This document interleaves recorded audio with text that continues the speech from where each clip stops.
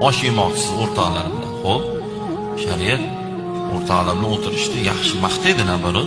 Payg'ambarimiz alayhissalom do'stlar bilan o'tirishni uzoq qilinglar, chunki ular bilan o'tirgan paytlaringdan qiyomatda so'ralmaysizlar deganlar. Nimaga? Chunki Rasululloh alayhisalom batdagi mo'min do'stlar haqida gapirganlar. Sabab atta karta o'yin bo'lmaydi.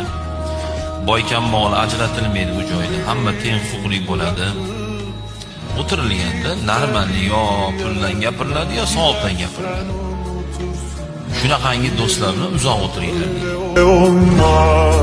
Osh yemoqchisiz o'rtoqlar bilan. Xo'p, shariat o'rtoqlar bilan o'tirishni yaxshi maqtaydi nabaru. Payg'ambarimiz alayhissalom do'stlar bilan o'tirishni uzoq qilinglar, chunki ular bilan o'tirgan paytlaringdan qiyomatda so'ralmaysizlar deganlar. Nimaga? Chunki Rasululloh alayhisalom batdagi mo'min do'stlar